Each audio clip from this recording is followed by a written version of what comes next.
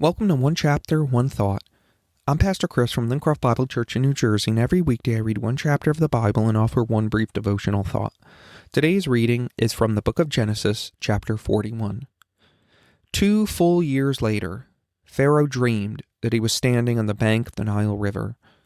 In his dream, he saw 7 fat, healthy cows come up out of the river and begin grazing in the marsh grass. Then he saw 7 more cows come up behind them from the Nile, but these were scrawny and thin. These cows stood beside the fat cows on the riverbank. Then the scrawny, thin cows ate the 7 fat, healthy cows. At this point in the dream, Pharaoh woke up. But he fell asleep again and had a dream. This time he saw 7 heads of grain, plump and beautiful, growing on a single stalk.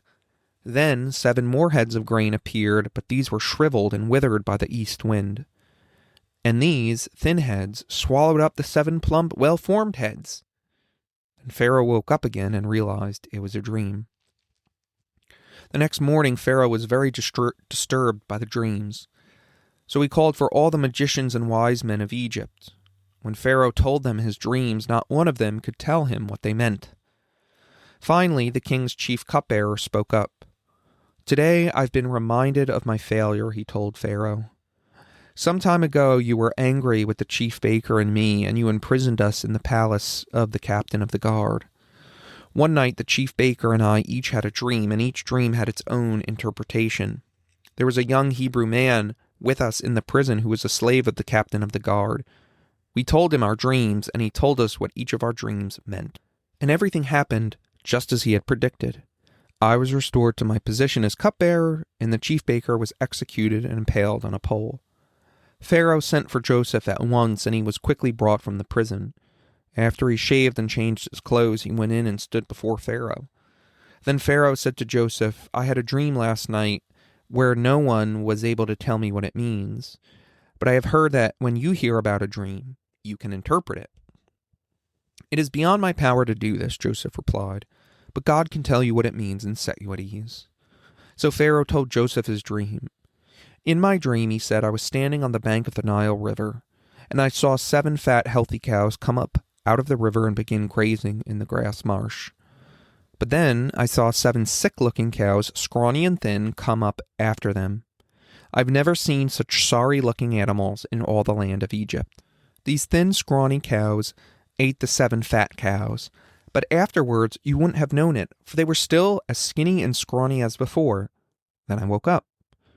In my dream I also saw 7 heads of grain, full and beautiful, growing on a single stalk.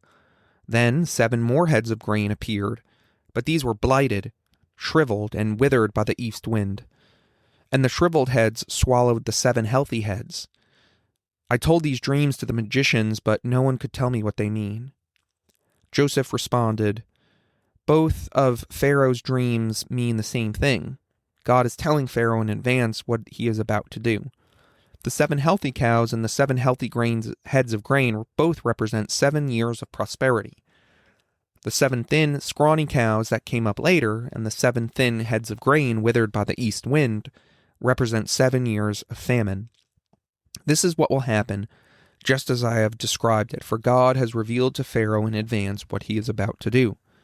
The next 7 years will be a period of great prosperity throughout the land of Egypt. But afterwards there will be 7 years of famine so great that all the prosperity will be forgotten in Egypt. Famine will destroy the land. This famine will be so severe that even the memory of the good years will be erased. As for having 2 similar dreams, it means that these events have been decreed by God and he will soon make them happen. Therefore, Pharaoh should find an intelligent and wise man and put him in charge of the entire land of Egypt. Then Pharaoh should appoint supervisors over the land and let them collect 1/5 of all the crops during the 7 good years. Have them gather all the food produced in the good years that are just ahead and bring it to Pharaoh's storehouses, store it away and guard it so there will be food in the cities. That way there will be enough to eat when the 7 years of famine come to the land of Egypt. Otherwise, this famine will destroy the land." Joseph's suggestions were well received by Pharaoh and his officials. So Pharaoh asked his officials, "Can we find anyone else like this man so obviously filled with the Spirit of God?" Then Pharaoh said to Joseph, "Since God has revealed the meaning of the dreams to you, clearly no one else is as intelligent or wise as you are. You are to be in charge of my court, and all my people will take orders from you. Only I, sitting on my throne, will have a rank higher than yours." Pharaoh said to Joseph, "I hereby put you in charge of the entire land of Egypt." Then Pharaoh removed his signet ring from his hand and placed it on Joseph's finger. He dressed him in fine linen clothing and hung a gold chain around his neck. Then he had Joseph ride in the chariot reserved for his second in command. And wherever Joseph went, the command was shouted, "Kneel down." So Pharaoh put Joseph in charge of all of Egypt. And Pharaoh said to him, "I am Pharaoh, but no one will lift a hand or foot in the entire land of Egypt without your approval." Then Pharaoh gave Joseph a new Egyptian name, Zaphanath-Paneah. He also gave him a wife whose name was Aseneth. She was the daughter of Potiphera, priest of On. So Joseph took charge of the entire land of Egypt. He was 30 years old when he began serving in the court of Pharaoh, the king of Egypt. And when Joseph left Pharaoh's presence, he inspected the entire land of Egypt. As predicted, for 7 years the land produced bumper crops.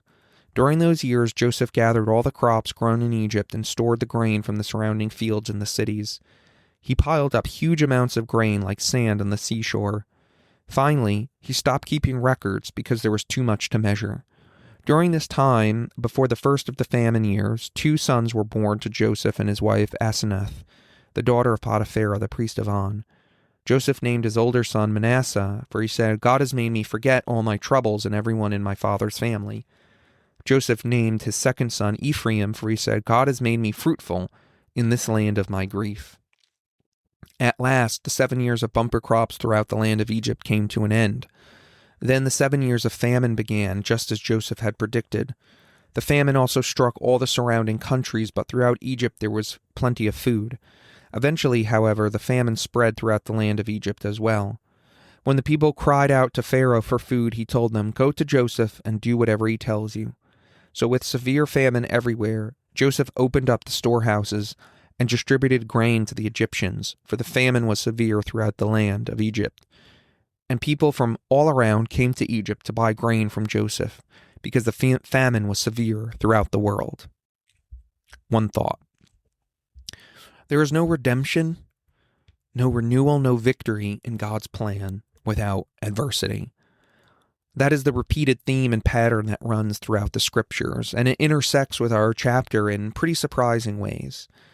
We see this adversity and then redemption in the life of Abraham, where he must go down to Egypt in Genesis chapter 12 to, surprise, surprise, escape a severe famine.